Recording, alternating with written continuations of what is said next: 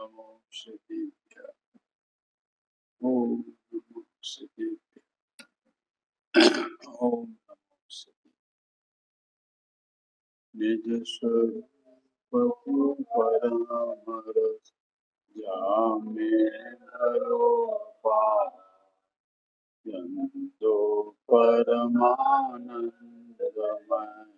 समय सारे कुंद कुंद मुनि चंद्र अमृत चंद मुनिवा आत्मरसी वाराणसी वरत्यो यरवि।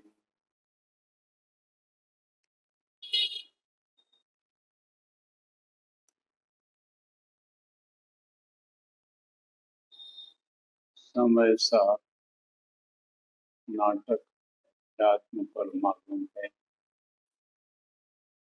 जिस परमागम को आज से 400 वर्ष पूर्व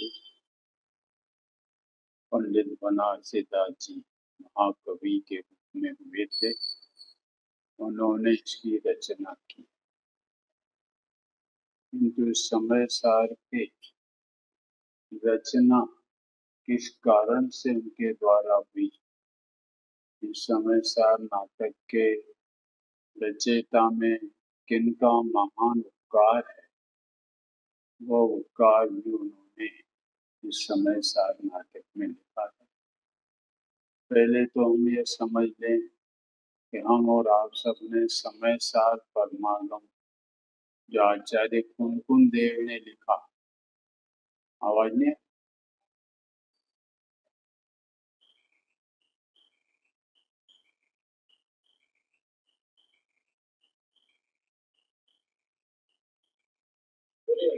हाँ हेलो कम हो hello hello hello hello hello hello hello.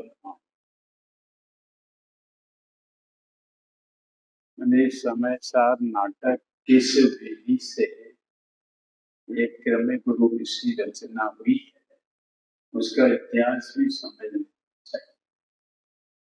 सर्वप्रथम तो कुंकुनाचार्य ने समय सार परमागम, और उस समय सार परमागम के जो टीकाकार थे वो है हमें अमृतचंद्र आचार्य।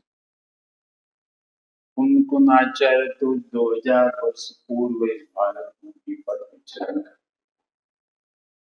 उसके 1000 वर्ष के बाद में अमृतचंद्र आचार्य, जिन्होंने समय सार परमागम पर आत्मख्याति नाम की टीका रची, और वह टीका संस्कृत में रची, और वह टीका एक पद्य रूप में भी रची और एक गद्य रूप में भी रची। पद्य रूप में तो उन्होंने 278 कलश के रूप में ये आत्मख्याति की टीका संस्कृत में रची, और गद्य में भी उन्होंने संस्कृत टीका में उनको आत्मख्याति नाम की टीका लिखी। और उसके बाद में जो 78 कलश हुए, उस 78 कलश पर हमारे जो आज से 400 वर्ष पहले पांडे राजमल जी हुए, वो पांडे राजमल जी ने उस समय सार पर जो संस्कृत टीका पद्य के रूप में थी, उसका उन्होंने हिंदी टीका की। किन्होंने? पांडे राजमल जी ने। और जो उन्होंने हिंदी में टीका लिखी 278 कलशों की, पांडे राजमल जी ने, और वह भी हम और आप सब उसका स्वाध्याय कर चुके हैं कलश टीका के नाम से। और उस कलश टीका को पढ़कर पंडित बनारसी दास जी को ये विचार आया, मैं भी एक ग्रंथ की रचना करूं, और वह रचना उन्होंने समय सार नाटक के रूप में की। इस प्रकार से समय सार नाटक की रचना जो पांडे राजमल जी जिन्होंने कलश टीका पर टीका की थी उसको आधार मानकर उन्होंने यह समय सार नाटक लिखा। इसलिए बनारसी दास जी ने इन शब्दों का उपयोग किया, पांडे राजमल चिन्ह धर्मी समय सार नाटक के मर्मी, इन शब्दों का प्रयोग किया क्योंकि इस समय सार नाटक के आधार कौन थे? तो बोले पांडे राजमल, और उन पांडे राजमल जी के माध्यम से आधार से जब समय सार नाटक लिखा, और उस समय सार नाटक लिखने के पहले उन्होंने मंगलाचरण किया, और उस मंगलाचरण में उन्होंने पहले पार्श्वनाथ भगवान की स्तुति की और फिर सिद्ध भगवान की स्तुति और फिर साधु परमेश्वरी की स्तुति। ख्याल में आया? पहले तो ये सबको ज्ञान में आना चाहिए समय सार नाटक की उत्पत्ति किसके आधार से, और वो जिनके आधार से हुई है और उस आधार से समय सार की रचना की है, तो सबसे पहले मंगलाचरण में हमारे पंडित बनारसी दास जी ने किनको याद किया? पार्श्वनाथ को। क्यों? कि पार्श्वनाथ तीर्थंकर अनंत अवस्था में, तो इन्होंने पहले अनंत अवस्था की स्तुति, फिर दूसरे रूप में सिद्ध भगवान की स्तुति और तीसरे रूप में साधु परमेष्टि के रूप में, ये पंच परमेष्टि की उन्होंने स्तुति करके फिर समय सार नाटक की रचना की। ये जो हम समय सार के स्वाध्यायी हैं, ये चीजें याद रखना चाहिए, नहीं तो ये तो कौन बोल रहे किसके रचयिता, क्यों, इसका आधार कौन था समय सार नाटक का?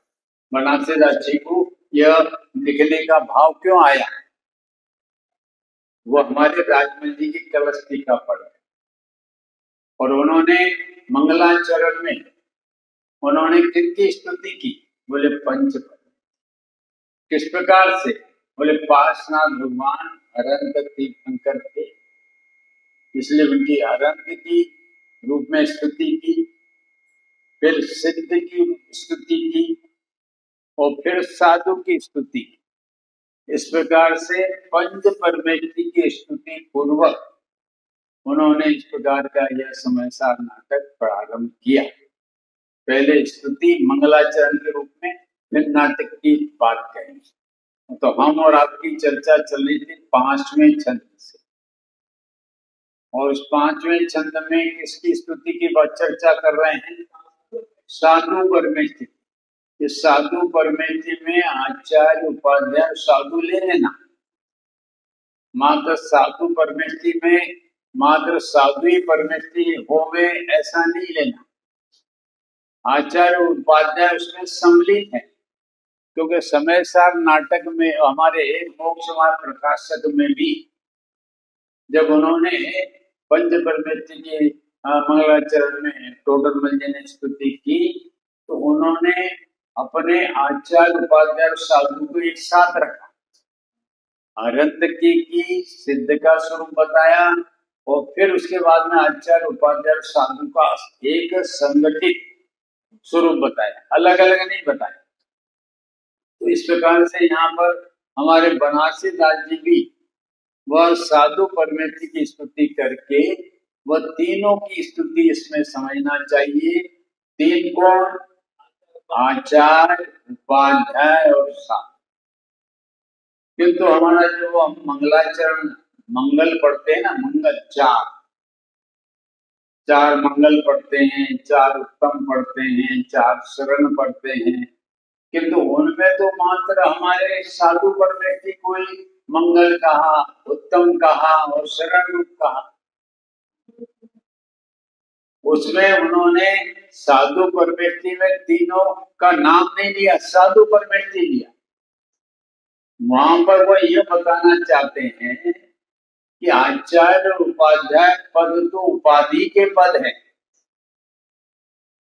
क्या हरिश्चंद्र जी, उन उपाधि के पदों में निर्वाण की प्राप्ति नहीं होती।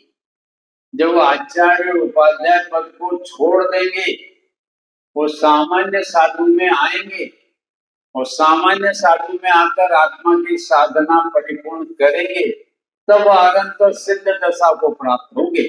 आचार्य उपाध्याय पद में रहकर वे अनंत और सिद्ध दशा को प्राप्त नहीं हो सकते।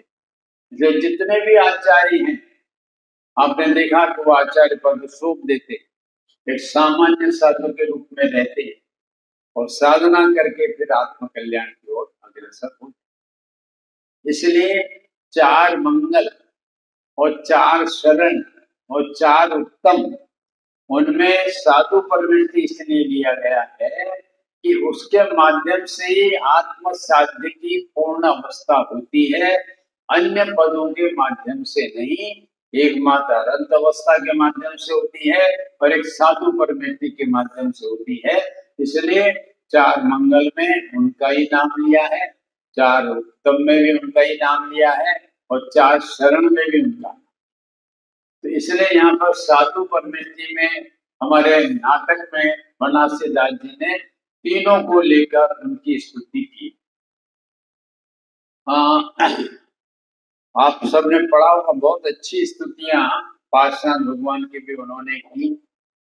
और सिद्ध की स्तुति तो याद रखना चाहिए, इसकी जो है, इसकी लाइनें जो है बहुत मार्मिक।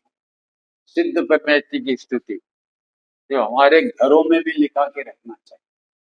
पढ़ो आप सिद्ध की स्तुति।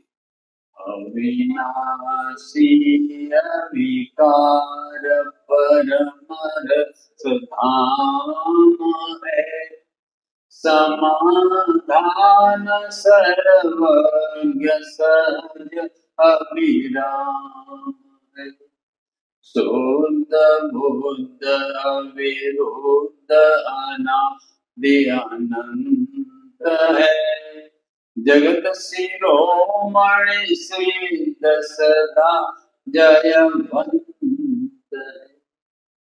ये स्वरूप सिद्धों का ऐसा होता है, अनंतों का स्वरूप ऐसा होता है। और अंतिम में साधु परमेश्वर के स्वरूप की हम और आप चर्चा चल रही थी और उसकी चर्चा हम प्रारंभ करते हैं। पृष्ठ है मेरा 5वां, छंद है 5वां, समझे, 5वां छंद है। पढ़ो हम सब।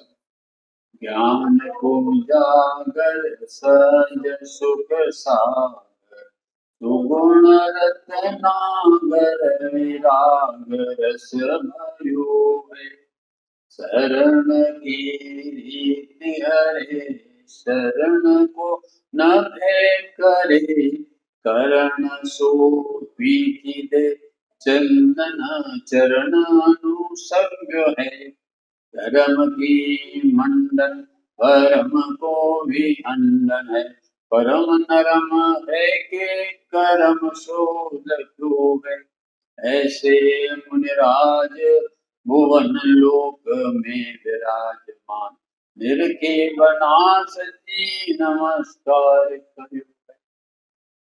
बनारसी दास तो ऐसे ही स्वरूप वाले मुनिराज को नमस्कार। कैसे स्वरूप वाले? तो उन्होंने यह विशेषण दिया, पहला विशेषण ज्ञान को उजागर। अब उसका अर्थ निकालिए, ज्ञान का उजागर में क्या अर्थ किया? जो ज्ञान के प्रकाशक कौन? मुनिराज, साधु परमेश्वर, निर्ग्रंथ भावलिंगी संत, वो किसके प्रकाशक हैं? ज्ञान के 28 गुण का रागादि के प्रकाशक नहीं है, पर के प्रकाशक नहीं है। क्यों ज्ञान के प्रकाशक हैं? कि हमारा जो ज्ञायक स्वरूपी भगवान आत्मा है वो प्रमद भी नहीं है, अप्रमद भी नहीं है, वो उन सबसे रहित है। और कैसा है? अबद्ध और स्पष्ट अनन्य अवशेष, ऐसे 5 भाव स्वरूप वाला है। ऐसा जो ज्ञान हमारा ज्ञान स्वरूप आत्मा है उसके प्रकाशक हैं, उसका स्वरूप बतलाने वाले हमारे मुनिराज हैं। राग का स्वरूप को पाप छोड़ो पुण्य करो ये बात कहने वाले नहीं है। पुण्य पाप से रहित जो हमारा आत्मा है उसका स्वरूप बताने वाले मुनिराज। क्यों पुण्य पाप ये तो दाल रोटी की बात है। दाल रोटी की बात समझते हैं ना, जो हम रोज खाते हैं। क्या दाल रोटी कब खाते हैं? रोज खाते हैं। तो कोई पुरुष होता है क्या यार दाल रोटी रोज? कोई माल दो, माल माल दो, माल की बात बताओ। क्या यार दाल पाप छोड़ो न पुण्य करो, ये तो दाल रोटी की बात है। कुछ पुण्य पाप से रहित भगवान आत्मा माल स्वरूप है उसकी बात बताओ, जिसको प्राप्त करके माला माल हुआ जाए। समझे? इसलिए क्योंकि हमारा आत्मा ही मालूम माल है, उसके प्रकार क्यों मालूम माल है? ज्ञान दर्शन सुख वीर ऐसी अनंत शक्तियों के धरोहर हैं, भंडार हैं, उसका प्रकाश करने वाले मुनिराज हैं। और उसका प्रकाश करने वाले क्या हैं? तो अनुरूप परिणित होने वाले मुनिराज होते हैं। इसलिए उनको यहाँ ज्ञान के प्रकाशक का, पुण्य पाप का राग का प्रकाश करने वाला 28 गुणों का वह निरतिचार पालन कर रहे हैं कि तो अपने परिणति में राग का पोषण करने की और उसके प्रकाश करने की बात नहीं कहेंगे। कहेंगे तो किसकी बात कहेंगे? पुण्य पाप से रहित जो देह देवल में भगवान आत्मा जो ज्ञान और आनंद स्वरूप है उसकी बात कहेंगे। वह मुनिराज होते क्या नहीं? मुनिराज का क्या स्वरूप ये पढ़। आज से 400 वर्ष पहले ये बात कही है कि स्वामी जी काजी स्वामी ने ये बात नहीं लिखी। काजी स्वामी ने ये स्वरूप साधुओं का पहले बनाया। काजी स्वामी ने बनाया, हर परमागम में पंच परमेश्वर का स्वरूप ज्ञानियों ने बनाया, उसको पढ़ो। काजी स्वामी ने तो एक अक्षर भी नहीं लिखा। स्वामी जी ने जनवाणी का एक अक्षर नहीं लिखा। जनवाणी का जो मर्म था उसका उद्घाटन किया है पर एक अक्षर नहीं लिखा। वह लिखते थे तो ओम लिखते थे। क्या रिचन कोई हस्ताक्षर करने आता तो उसको क्या लिखा? ओम, और कुछ नहीं। तो ओम में सब आ गए, पंच परमेश्वर आ गए, भगवान की दिव्य ध्वनि आ गई, भगवान का स्वरूप आ गया, सब आ गया। तो ओम लिखते थे वो, किंतु उन्होंने जनवाणी का एक शब्द नहीं लिखा। एक शब्द तो नहीं लिखा। जनवाणी प्रकाशित करते थे और उनके सामने जो जनवाणी प्रकाशित होती थी वह सब उनके सामने पढ़ी जाती थी।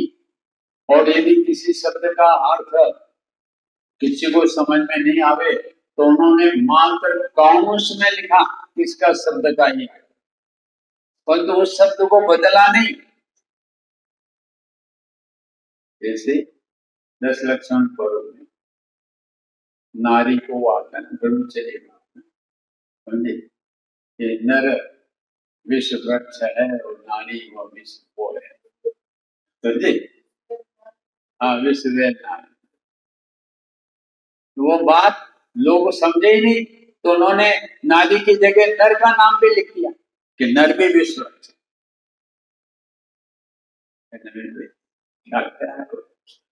10 लक्षण आप पूजा पर पढ़ेंगे ना, उसमें ब्रह्मचर्य व्रत में वो हमारे जो है ज्ञानाचार्य ने उसमें या अंतिम में लिखा है कि नारी विश्व की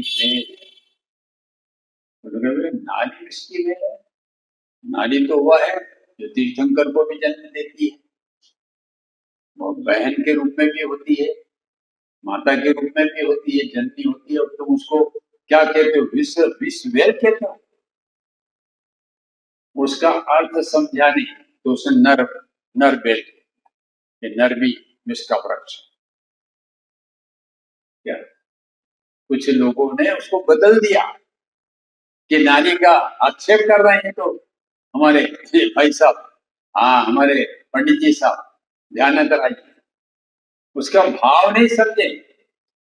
और नर को भी यदि विषय का भाव है, वह भी विश्ववेल है।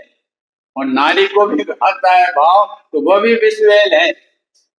और नर नारी की बात नहीं है, वहां तो विषय को विश्ववेल कहा गया। तो गुरुदेव ने कुछ नहीं बदला, जो का त्यों जिनवाणी में जैसा है वैसा ही रखा। और यदि कोई विशेष बात हो गई तो फुट नोट में लिखवाते थे, फुट नोट में लिख दो कि हम इसका अर्थ यह समझ लेते हैं। आचार्य का जो शब्द है, वाक्य है, गंभीर है, इसलिए हम तो इसका यह मर्म समझते हैं और इस मर्म का यह अर्थ हमको अच्छा लगता है, इसलिए आप उस अर्थ को समझकर पढ़ें। नवीन जी, गुरुदेव इतने विलक्षण पुरुष थे, जाएगा भी समय दृष्टि कैसा पुरुष होता है, वो छठे छंद में है। तो आपको एक ख्याल आ गया कि जो ज्ञान के प्रकाशक है, क्यों है कि हमारा आत्मा ही ज्ञान स्वरूप ही है और उसका उन्होंने स्वानुभव किया है, तो उनकी वाणी में ज्ञान की ही बात आएगी, सम्यक ज्ञान की ही बात आएगी। जगत के जीवों को मिथ्या ज्ञान से हटाकर सम्यक ज्ञान की प्रेरणा करेंगे, अन्य की प्रेरणा क्यों करें? क्योंकि उनका जो साधुपना हुआ है वह ज्ञान का अवलंबन लेकर हुआ है, ज्ञायक का अवलंबन लेकर हुआ है, साध्य का अवलंबन लेकर हुआ है, इसलिए वह साध्य की बात करेंगे। राज से उनका साधुपना प्रकट नहीं होता। 28 गुणों का निरंतर पालन करने का शुभ राग तो साधुपना है नहीं, तो साधु का विभावपना है। साधु तो निरंतर यह परिणाम उस गति में होते हुए भी 28 गुणों का निरंतर पालन करने का शुभ भाव आता है, किंतु उसके प्रति खेद वर्तता है। यदि खेद नहीं बढ़ते तो उसको छोड़े नहीं, ग्रहण करे, तो वो तो स्वभाव को ग्रहण करेगा, तो वो तो मिथ्या दृष्टि हो जाएगा। साथ एक कण रहेगा अणु मात्र भी राग आदि का जिसको स्नेह वर्तता है, वो मिथ्या दृष्टि। अणु मात्र शब्द जाना है समय साथ, इसलिए पहले ही यहाँ पर शब्द डाला है। साधु परमेश्वर किसे कहते हैं? जो ज्ञान के प्रकाशक, स्वर पर को प्रकाशित करने वाले हो, स्वर पर का स्वरूप जताने वाले हो, और जताकर पर का लक्ष्य छुड़ाकर अंतर्मुख होकर ज्ञान का अनुभव करके उसकी परिणति प्रकट करने वाले हो, ऐसे ज्ञानी साधु होते। इसलिए उनको यहाँ ज्ञान के प्रकाशक का। देखो दूसरा शब्द भी बहुत जोरदार है, देखो साहजिक आत्म सुख के समुद्र है। जो स्वामी जी अपने प्रवचन में जब प्रारंभ करते थे तब अपने प्रवचन में भगवान आत्मा तो ज्ञान और आनंद स्वभाव, ये दो बातें, पहले दो गुणों की बात करते। तो जगत तो सारा कार्य आनंद के लिए करता है, ज्ञान के लिए करता है, इसलिए जगत के बताया गया नहीं तेरा स्वभाव ही ज्ञान और आनंद स्वभाव, इससे रहित तेरा स्वभाव ही नहीं है, तो ज्ञान का सागर है, तो आनंद का सागर है। क्या नहीं? ऐसा हमारा साधु परमेश्वर ऐसे, किंतु वो साधु परमेश्वर जो हुए हैं ज्ञान के प्रकाशक हुए हैं और ज्ञान के और आनंद के समुद्र में, ऐसा हमारा स्वभाव है। प्रत्येक आत्मा ज्ञान और आनंद स्वभाव है। सबको यह बताना चाहते हैं कि तुम सब ज्ञान और आनंद से ओतप्रोत स्वभाव वाले हो। क्यों इधर इधर डुबकी मारते? पत्नी में सुख मिलेगा, पैसे में सुख मिलेगा, दुकान में सुख मिलेगा, क्यों मारते हो फापा? अपने आप को पहले स्वीकार करो कि मैं तो ज्ञान और आनंद स्वभावी हूँ, मुझे ज्ञान और आनंद चाहिए, तो मेरे अंदर में डुबकी लगाने से वो पर्याय में प्रकट होगा। मैं इधर उधर झांकू क्यों, इधर उधर जाऊं क्यों? अपने को देखो ना, अपना को देखूंगा तो अपना जो सागर है ज्ञान का और आनंद का, उसमें से लहरें पैदा होगी।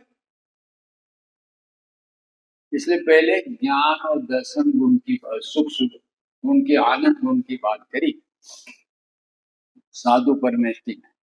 जितने में साधु परमेष्टि हुए हैं, जगत का ग्रस्तपना का त्याग करते हैं, क्योंकि ग्रस्त पने में न उनमें ज्ञान है न सुख।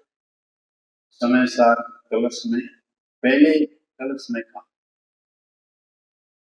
जगत में ज्ञान भी नहीं है और सुख भी है। जगत को जानने में भी ज्ञान नहीं है और सुख नहीं, तो फिर किसमें है? अपने को जानने में और अपना अनुभव करने में सुख और शांति।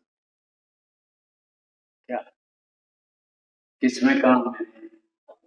समय सार कलश पहला, जो राजमंत्री जिन धर्मी समय सार नाटक के मर्मी, उन्होंने ये पहले कलश में लिखा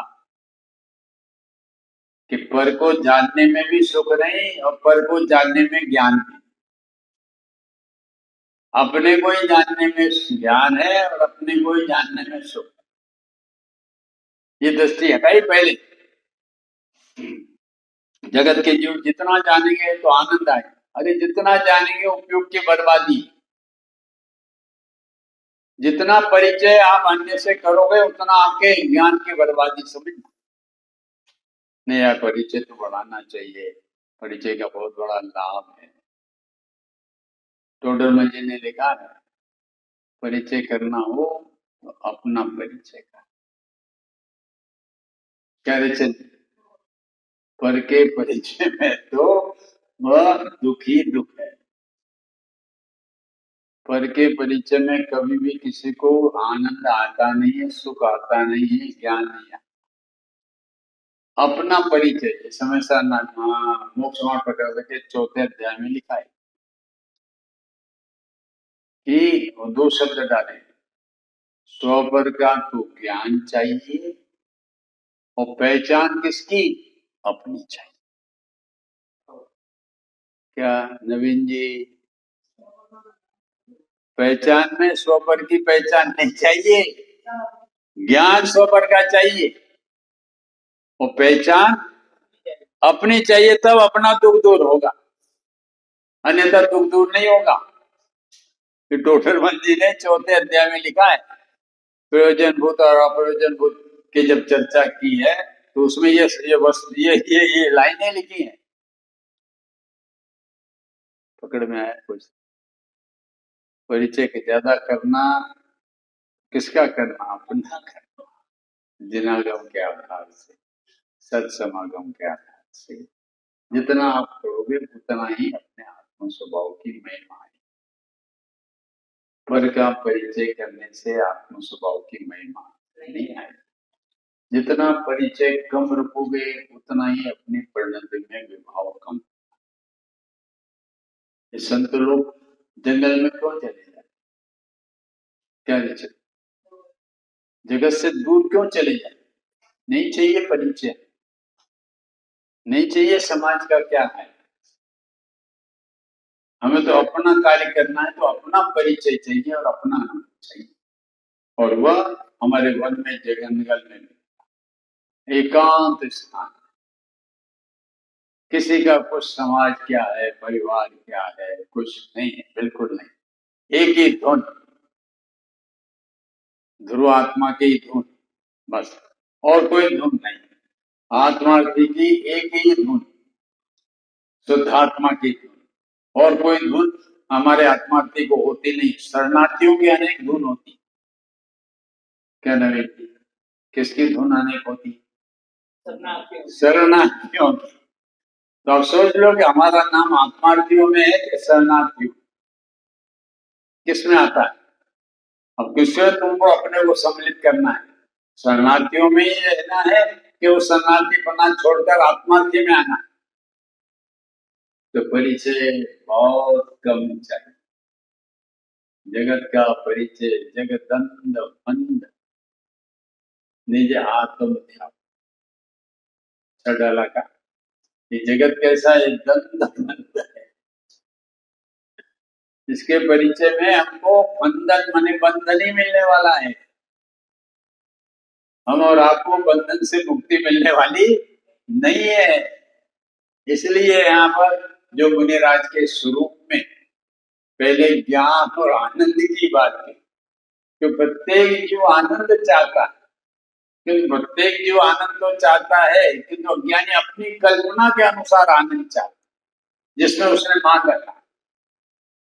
उसे सच्चा ज्ञान और आनंद का पता नहीं होने से और अपनी कल्पना से जो ज्ञान और आनंद मान रखा है, तो उपयोग उधर ही ले जाता है और उसके जीवन में वो उपयोग उधर ही भटकता है और अंतिम समय तक वह देह छोड़ता है तो हाँ है करके छोड़ता है, समाधि पूर्वक नहीं छोड़ता। ये हमारे साधु परमेश्वर जितने भी हैं, उनका देह छूटता है तो आदि व्याधि उपाधि रहित समाधि पूर्वक, समाधि माने समता भाव, आनंद भाव, ज्ञान भाव रूप परिणित होकर उनका देह। ऐसे हमारे यह साधु परमेश्वर का स्वरूप की बात चल रही है। कैसे साधु होते हैं, जो हम और आप सबने मान रखा, जो नग्न बना हो, पीछे कमंडल हो, 28 गुणों का निरतिचार पालन हो, वो बात कही नहीं है साधु परमेश्वर। क्या नहीं पढ़ लेना है और पूरी पढ़ेंगे, उसमें कहीं पर भी ये 28 मूल गुण और निरतिचार का स्वभाव की बात ही नहीं कही, क्योंकि वो मुनिपना है ही नहीं। वो तो मुनिपना का विभाव भाव है। जो विभाव भाव है वो मुनिपना कैसे कर सकते हैं? जल में काय जो होती है वह जल का स्वरूप है कि जल का मल है? मल है, जल है ही नहीं।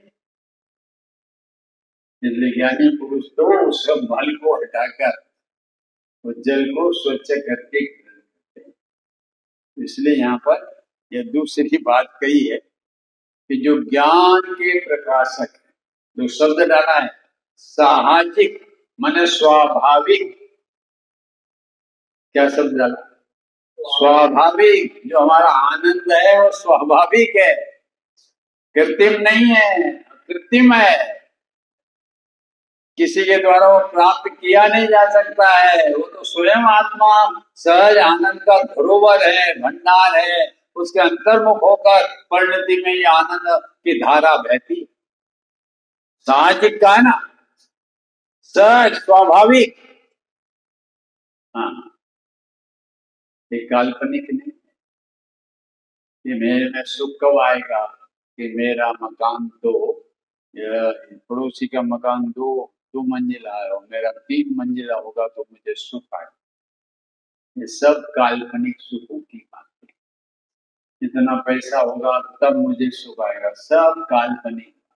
अरे तेरा स्वभाव ही सुख का समुद्र है, उसके अंतर्मुख हो, परिणति में सुख की तरंगे दौड़ने लगेगी। क्यों इधर उधर फापा मारकर अपने मनुष्य भाव की कीमतों को क्यों बर्बाद करना? सोचिए भैया, कि साधु परमेश्वर जिन्होंने संसार में कहीं पर भी सुख जिन्हें भाषित नहीं,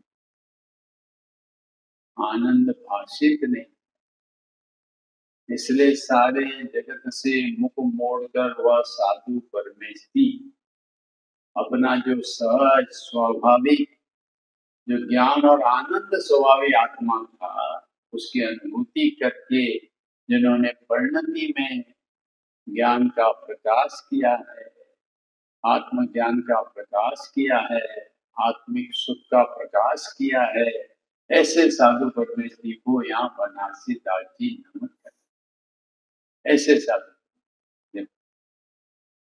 तीसरा विशेषण और पढ़ते हैं। सम्यक्तवादी गुण रत्नों की कहानी है। ज्ञान और आनंद की बात करी, अब यहाँ पर अन्य गुणों की बात करते हैं कि हमारा जो भगवान आत्मा है वो किसकी खदान है, किसका भंडार है। तो उन्होंने कहा कि सम्यक्त्व आदि गुण रत्नों की, जैसे हमारे 47 शक्तियां ना, जीवन कर सकती, चिति शक्ति, दृष्टि शक्ति, ज्ञान शक्ति, शुभ शक्ति और स्वच्छत्व शक्ति, प्रभुत्व शक्ति, विभुत्व शक्ति, हाँ विकास शक्ति, ऐसी अनंत शक्तियां, 47 शक्तियों का हमारा आत्मा क्या है? खदान है, खदान भंडार है। क्यों इस भंडार को भूलकर अन्य के उसमें जा रहे हो? सम्यक दर्शन चाहिए, आत्मा की श्रद्धा चाहिए तो अंतर से आए, ज्ञान चाहिए तो अंतर से आए, सुख और शांति चाहिए तो अंतर से आए, क्योंकि वो खान है, भंडार है। न स्त्री में से सुख आने वाला है, न पैसे में से सुख आने वाला है, न शास्त्र में से ज्ञान आने वाला है, न कुछ आने ही वाला नहीं पर में से। जो साधु परमेष्ठी कोई सम्यकवादी गुण रत्न कहां से पैदा हुए? कि उन्होंने अपने स्वरूप को इस प्रकार से समझा, मैं तो अनंत गुणों का, रत्नों का भंडार हूं, मुझे सम्यक दर्शन प्राप्त करना चाहिए, तो देव साथ गुरु की देखने से मुझे सम्यक तो नहीं होगा। देव साथ गुरु ने जिनको देखा है, ऐसा जो इस देव देवल में अपना भगवान आत्मा है, उसको देखोगे तो परिणति में ज्ञान दर्शन सम्यक की प्राप्ति हो। साधु परमेष्ठी ने अपना सम्यक प्राप्त करने के लिए अंतर में अपने आत्मा की श्रद्धा की, निर्विकल्प श्रद्धा की, तुम्हें तब उन्हें सम्यक रूपी रत्न पैदा हुआ। सम्यक ज्ञान रूपी आत्मा का ज्ञान किया तो सम्यक ज्ञान रूपी रत्न पैदा हुआ। और चारित्र सम्यक दर्शन ज्ञान पूर्वक स्वरूप में रमणता की तो शांति हुई। उन्होंने तो अंतर में से दर्शन ज्ञान शांति की प्राप्ति की, और हम बाहर में ढूंढे फिर रहे हैं। चलो समय चिकन की यात्रा कर लें, वहां से धर्म मिल जाए, चलो एक विधान कर लें, उसमें से धर्म मिल जाए। अगर इनमें से धर्म मिलता हो तो कब से लोग धर्म ले लेते। तो कहते हैं सिद्ध चक्र विधान करेंगे तो एक हमको पैसा मिल जाए, ऐसी भ्रम है लोगों को। क्यों? कि उसने पिछले साल सिद्ध चक्र विधान किया था तो पैसे वाला हो गया, तो उसको देखकर, कुल परंपरा को देखकर टोटल मंजिल लिखा है, कह रहे उनको हो गया तो अपन एक सिद्ध चक्र की रचना करें तो हमें वह अपना सुख मिल जाए। लोग कहते हैं ना कि सिद्ध चक्र रत्न से कोड़ मिटता। अगर ये बात सत्य होती ना तो गवर्नमेंट तो इसको कब से अपना लेती, 6 रोग के अस्पताल नहीं बनाती। क्या रीति आप समझे? सिद्ध चक्र रत्न, सिद्ध चक्र विधान से कोड़ मिटता हो तो गवर्नमेंट क्यों नहीं अपनाती? हाँ, सिद्ध चक्र विधान से नहीं मिटा, उसके परिणाम जो पुण्य रूप हुए, शुभ रूप हुए, उससे यह देह का कोड़ मिटा, और अंदर में धर्म रत्न की प्राप्ति थी, उससे यह मिथ्यात्व का कोड़ मिटा। उन्हें ये कोड़ उनका था ही का, ये तो देह का कोड़ था। और सिपाही जी मान नहीं रहे थे कि ये देह का कोड़ मेरा कोड़ है, वो तो मिथ्यात्व के कोड़ को, राग द्वेष के कोड़ को अपना कोड़ मान रहे थे, और उसका उपाय था कि अंतर्मुख होकर परिणित करना, तभी यह मिथ्यात्व और राग द्वेष का कोड़ मिटेगा। ये गंधोदक से नहीं मिटेगा। अगर गंधोदक से मिटता तो हमारी गवर्नमेंट कब से ये उपाय ले ली।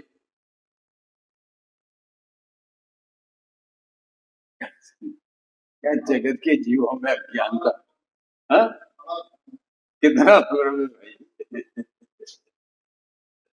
इसलिए यहाँ पर हमारे बनारसी दास जी कहते हैं, देखो सम्यक्तवादी गुण रत्नों की खानी है, खदान नहीं होवे तो वो बाहर की पर्याय में कैसा आएगा? खदान में से ही वह पर्याय वैसी प्रकट होती। खदान में तो हर चीज है और मलिन निकलती, चाहे सोना हो, चाहे पीतल हो, चाहे अपना लोखंड हो, सब मलिन निकलती। जितनी भी धातु उनको शुद्ध किया जाता है, तब वह शुद्ध होती है। सोना मिट्टी से आता है तो अग्नि में पकाकर उसको शुद्ध किया जाता है। ऐसे अपने ध्यान अग्नि में अपने आत्मा का ध्यान करके अपने परिणति में मिथ्या दर्शन आदि जो धूल मिट्टी लगी है तब उसका वो वे लेकर पाते, अन्य के माध्यम से नहीं, अग्नि से नहीं। वो तो अंतर, अपना अंतर का आत्मा का रूपी ध्यान रूपी अग्नि से हम अज्ञानियों के मिथ्या रूपी ये मलिनता में। देखो ये साधु परमेति की चर्चा चल रही है। साधु परमेति कैसे होते हैं, इसलिए गुरुदेव कहते थे ऐसे साधु परमेति के हम दास हैं। मनासी दास कहते हैं कि जो ज्ञान के प्रकाशक हैं, सहज आनंद के धोवर हैं, सम्यक्तादि गुणों रत्नों के वह प्रकट किया खदान है। ऐसे साधु परमेति को मनासी दास जी कह रहे हम नमन करते हैं। उसमें लिखा ही नहीं कि नग्नता पीछे कमंडल वाले थे इसलिए हम उनको नमस्कार, कोई बात ही नहीं लिखी इसमें। पढ़ो ना भैया, लोग कहते हैं नहीं नग्नता ही वो हमारा मुनिपना, ये भ्रम है भाई साहब। हाँ, नग्नपना हो तो कुंभ के मेले में चले जाओ, बहुत से नग्न मिलेंगे, नमन करना उनको। नग्नपना मुनिपना है नहीं, बच्चा तो नग्न नहीं होता है। अरे कपड़े के अंदर सब नग्न है, कौन पहना हुआ? सब कपड़ा तो बाहर का है, अंदर से तो नग्न नहीं है। मुनिपना तो एक गुणों सहित होता, उसका नाम है मुनिपना। सम्यक्तवादी गुणों सहित होता है वो मुनिपना है। बाहर का नग्न आदि 28 गुणों का निरतिचार पालन करना, व्यवहार रत्न का धारण करना, वो मुनिपना है नहीं। वो मुनिपना का मलिनपना है, आश्रव तत्व है। और आश्रव तत्व बंध का कारण है, संसार का कारण है, साधु बनने का कारण नहीं है।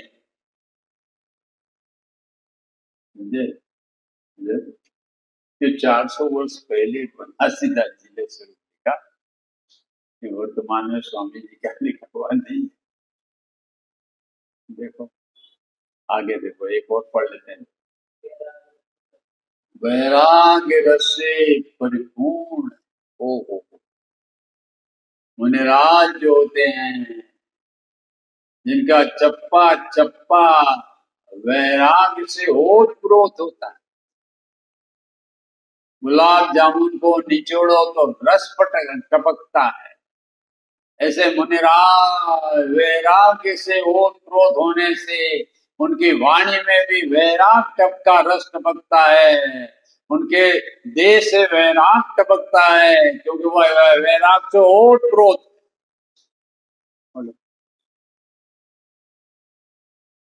जी क्या लिख रहे, देखा ना, वैराग रस से परिपूर्ण है साधु परमेति। साधु परमेति के हर वाणी में वैरागी टपकेगा। रसगुल्ले को निचोड़ोगे तो रस ही टपकेगा। ऐसे मुनिराज का उपसर्ग हो गए तो भी वैराग्य टपकेगा, गाली दो तो वैराग्य टपकेगा। प्रतिशोध का परिणाम नहीं प्रेरित हो। ऐसे वैराग्य रस की ओत प्रोत होते हैं। देखो ना, वैराग्य रस के वैराग क्या अर्थ समझते हो? वैराग माने राग से भी रहित पना, पाप से तो रहित पना है मुनिराज को, किंतु पुण्य का परिणाम से भी विरागता है, उसमें रसपना नहीं है। उसका नाम है वैराग्यपना। मात्र स्त्री को छोड़ देना, ये छोड़ देना, वो छोड़ देना, वो उसका नाम वो वैराग्य नहीं है। स्त्री पति का राग जो आता था उससे भी विरक्ता का नाम है वैराग्यपना। क्या नवीन, स्त्री को छोड़ दिया तो वैराग्य हुए नहीं, समझे? इसका नाम वैराग्य नहीं। वैराग्य तो ममता। जैसे मैंने एक उदाहरण हमारा आता है, एक भाई आए और महाराज को कहा महाराज मुझे मुनि बना दे दो। मैंने सबको छोड़ दिया, सबका त्याग कर दिया, अब मुझे किसी के प्रति राग नहीं है, मुनि बना दे।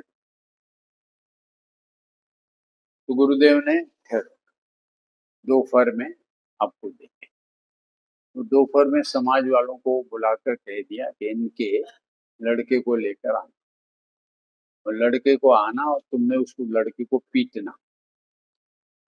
तब वो भाई जिसका लड़का था, अरे क्यों पीटते हो, इसलिए अभी मुनि बना नहीं, समझे क्या, समझ रहा है? तो इसे तेरे पे राग पड़ा है, मेरे पुत्र को क्यों पीट रहे हो, समझे?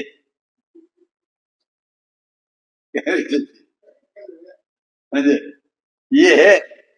इसलिए स्वामी जी भाई जी, मैंने कोई ब्रह्मचर्य व्रत लेने आता था, पुरुष या बहन, उसको वो सीधा ब्रह्मचर्य और वो व्रत नहीं लेते। बहन आ रहे ना, तो तुम 5 साल तक हमारी 2 बहनों के साथ, जब आपका पूरा परिचय हो जाएगा, उनकी तरफ से हाँ आएगी, तब आपको ब्रह्मचर्य, अन्यथा नहीं। मैंने गुरुदेव श्री ब्रह्मचर्य व्रत को भी, अरे चलो आ गया है मूडो उसको, ऐसा नहीं। परीक्षा लेते थे उसकी, क्या नहीं थी, और परीक्षा 5 साल तक लेकर फिर उन्हें मुनि वो ब्रह्मचर्य व्रत देते, ऐसा उनका स्वरूप है ब्रह्मचर्य। इसलिए साधु का स्वरूप भी कोई ऐसा थोड़े कि अब मैंने घर छोड़ दिया है, मेरे को कोई राग नहीं, उसकी परीक्षा लेते हैं, परीक्षा में उतरते हैं, तब वो मुनि बना देते हैं। इसलिए यहाँ पर भी वैराग जो शब्द आया है कि मुनिराज तो वैराग से ओतप्रोत है, जिनका प्रदेश प्रदेश चप्पा चप्पा वैराग की ओर टपक रहा, चलते हुए, फिरते हुए, बोलते हुए, वैराग वैराग, समझे? पहले तो किसकी बात कही भाई जी, ज्ञान और आनंद गुण की बात। अब ये चारित्र की बात, क्या ये चारित्र, तो इस प्रकार से उन्होंने 3 विशेषणों से मुनि का स्वरूप बताया। कौन से बोलो? एक तो ज्ञान के प्रकाशक, दूसरा और तीसरा सम्यक्तवादी गुणों की खान, और चौथा दस्य। मेरे को याद कराना है पहले से, समझे? घर पर याद करने के लिए नहीं कर दिया पाठ। पहले पूछो आप सबसे, इस समय साल नाटक की रचना किससे हुई?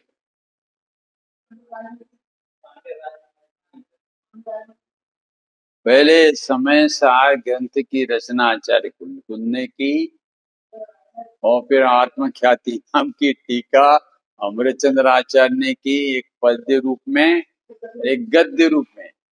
जो पद्य रूप में 278 कलश कहे थे, उनको पढ़कर राजमल जी ने उसकी टीका की। उसकी टीका एक संस्कृत में भी हुई है और एक हिंदी में भी हुई है।